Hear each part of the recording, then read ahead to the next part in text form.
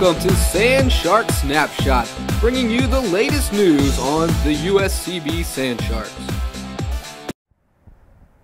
Hello, Sand Shark fans, and welcome to a new edition and a new season of Sand Shark Snapshot. It's spring here in the Low Country, and that means we're in full swing for Sand Shark baseball, Sand Shark softball, men's and women's golf, and indoor track and field for the first time. So a lot going on, a busy time, but we're excited to be joining you here on the YouTube channel, USCB Sand Sharks, and on the website at uscbathletics.com with a new season of Sand Shark Snapshot. And Brackin, so much to talk about, so let's get to it. You just came back from the National Training Center down in Claremont, Florida. Spent a couple days down there and saw 4 games with the Sand Sharks softball team, ranked 12th in the country, of course, after a great season last year.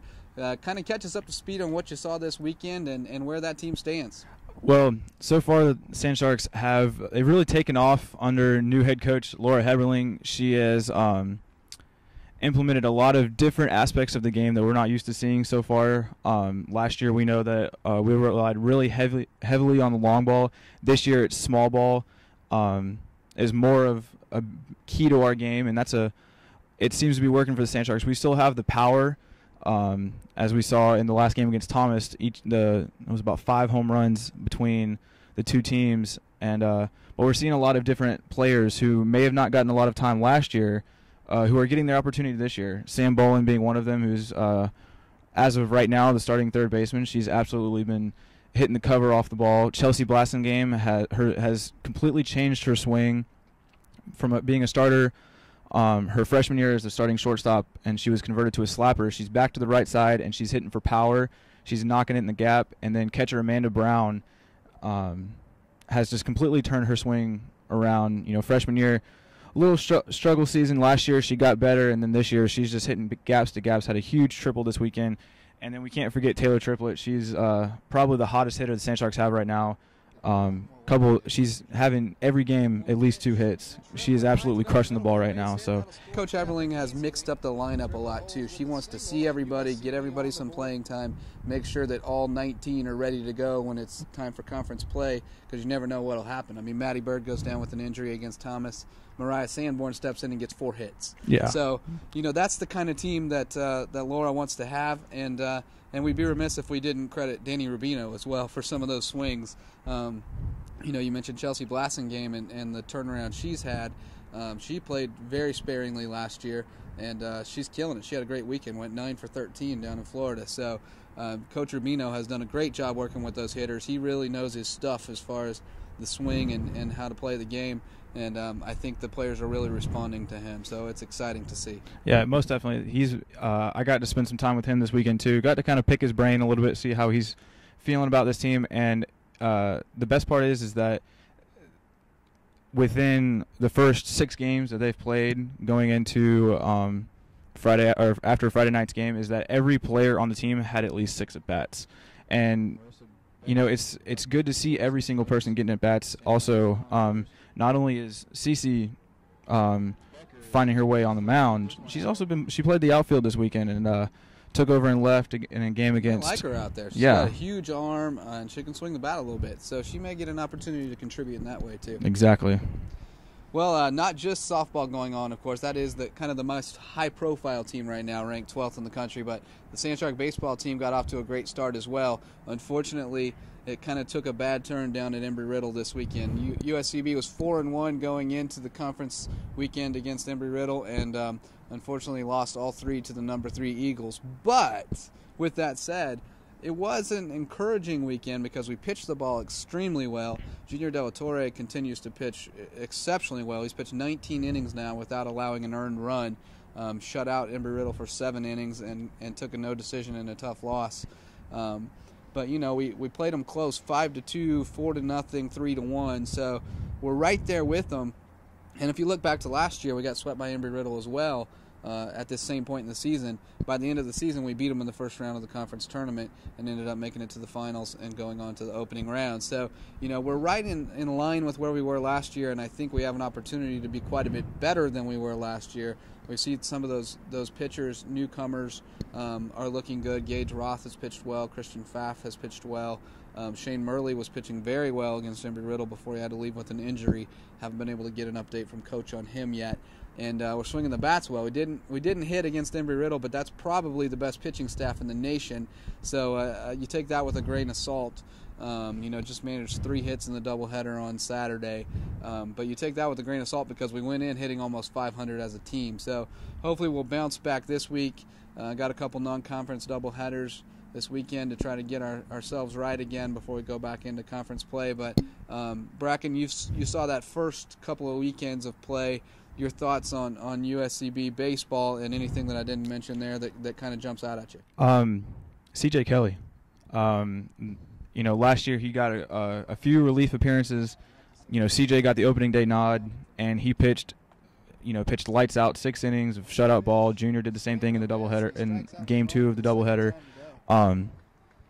I'd have to say the pitching staff has been the brightest point for the Sand Sharks this season, but also I think their offense is going to pick it up. They've got a whole bunch of guys who are coming in here, like what we see out of Matt Kianka, the new left fielder, JJ Crespo, the great leadoff hitter, Blake Silwick just having another great year, Eric Armstrong picking it up where he left off at the end of last season when he started really getting hot, and John Andrews, the second baseman / pitcher.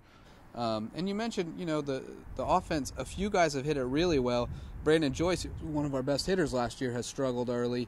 Armstrong has scuffled a little bit, which he's prone to kind of be streaky, and when he gets hot, you can't get him out.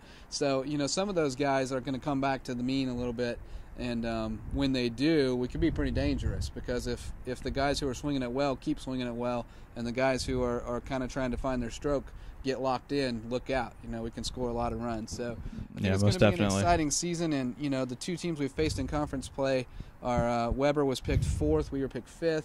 Embry-Riddle's picked 1st, of course. So we've faced 2 of the top third of the conference. And, we're sitting at 2 and 4. So it's not a bad place to be. We want to be ahead of last year's curve.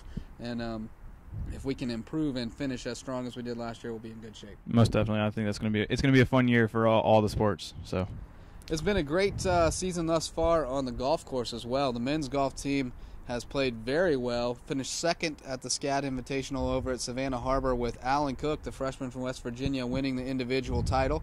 And then Alan also came back and played very well the next week at the Savannah Quarters Individual Intercollegiate. A bunch of D1 competition in that one, and I believe he tied for 3rd. So a lot of stuff going on. Track and field also, it's our first season running indoor. We've gotten off to a good start there. Coach Kimball's taken them to a couple of meets, and they've run well. Joey Miller has already qualified for nationals in the 3,000 meters, and Anthony Vecchio is less than a second away from qualifying in the 800 meters. So we look forward to seeing him do that next time out for sure, which will be this weekend at the Embry-Riddle meet down in Florida. Looking forward to that. This is the last chance to qualify. It's called the Embry-Riddle Last Chance for a reason. It's the last chance to qualify for indoor nationals, and we hope a couple more can punch their tickets for the first trip to indoor nationals for USCB. So that's a quick recap of what's going on. There's a lot more happening. It seems like you can keep up with all of it at uscbathletics.com and on Twitter at USCB Athletics, as well as Facebook, USCB Sand Sharks. You can keep up with all the action. We'll be joined momentarily by Coach Laura Heberling of the USCB softball team to get a little more on how the Sand Sharks are doing so far this season, right here on Sand Shark Snapshot.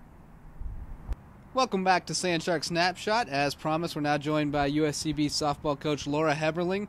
And Laura, your team off to a good start, sitting at 8-2, going into a little stretch of non-conference games here. What have you seen so far from your team? I mean, you obviously had a good idea of what you had coming back. You had a few newcomers, but kind of just some different people in different roles. What have you seen from this team so far that encourages you? The girls have been really, truly working hard day in and day out. I asked them to come to practice ready to go, give 100%. And, most importantly, everybody is filling in and making plays and hitting the ball. And, when I call upon them, they're making things. They don't ever show me a doubt that they're not ready. They're ready, 100% ready to go. So, things are looking real good right now, and I'm ready to continue this season. So. You got to see a little bit of that on Saturday. Maddie Bird takes a spike covering first base, and Mariah Sanborn steps in and goes 4 for 4, which is exactly the kind of team you want to have, and I'm sure that's what you have in mind when you're making sure early in the season everybody gets a few at-bats, gets a little bit of time in the field so that they're ready when their name's called, right? Yeah, correct. There's people that have been stepping up, like you said, what happened on Saturday, Mariah stepping up, working hard, just in every case, in every position, everybody's just been giving their all, and, even if they have a bad at-bat, they go up the next time trying to work to make it better, so that when they are called upon, they are ready. They, are giving each other 100%, backing each other up 100%, and it's truly showing daily in practice, on the field, and it's enjoyable to coach. The Sand Sharks obviously picked to repeat as Sun Conference champions. That's a big target on your back. You had a chance while you were down there maybe to see little bits and pieces of some of your competition in the Sun Conference. How do you feel about how the league's going to shake out this year? Going to be pretty competitive? Yeah, I think so. Pretty competitive. Actually, I just mentioned to someone today that it's always great when you go down and you see great competition. You want to play those games. You want to prepare for it, because whoever comes out of our conference on top, they've got to be ready to go at the next level, at the regional level and opening round level, and then on to the national tournament. So, when we have that and you see the growth in the conference, it's awesome, because it's going to make us as a whole conference grow. And like I said, this is Embry-Riddle and Southeastern's second year, and they're right where we were at in our first and second year, and so it's just neat to see the growth that's happening in our conference. So I look forward to that, actually. Good chance for fans to see the Sand Shark softball team in action this weekend. You'll be home Friday night against Montreat, 5 and 7 for the doubleheader, and then 1 and 3 o'clock on Sunday against Virginia Intermont, right? Yeah, I expect some good games on Friday. It's going to be an exciting day. We're going to have a military appreciation day. The girls, some of them have been working hard to make that, put that together, and truly go out there and do some champions of character through that, and ready to show it on the field. We look forward to seeing you guys out there, and we love all your support.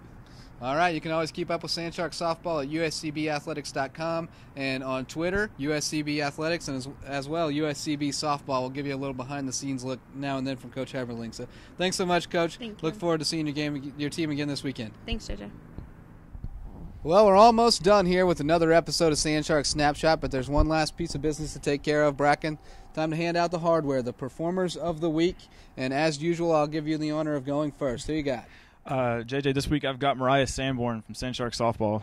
She went 9 for 13 this weekend down in Claremont and had a huge 3-run homer against Truett McConnell. We saw that thing. The wind was blowing in on that one as well, and she absolutely crushed it.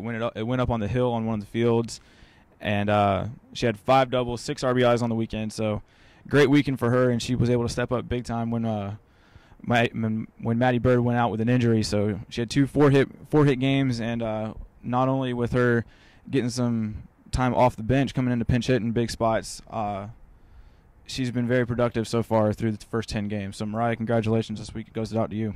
Yeah, another one of those players who can be streaky, and when she gets on a hot streak, look out. You can't get her out, and we need her to stay hot for as long as possible. Well, I'm going to go to the golf course to give out my award, and I'm going to go with Alan Cook, the freshman from West Virginia. We already mentioned him earlier, but a great couple of weeks to start the spring season for Alan. He picked up his first collegiate victory over at the SCAD Invitational at Savannah Harbor. Very tough conditions, and he turned in 3 good rounds. Really played exceptionally well, despite kind of fighting his putter a little bit. It could have been even lower.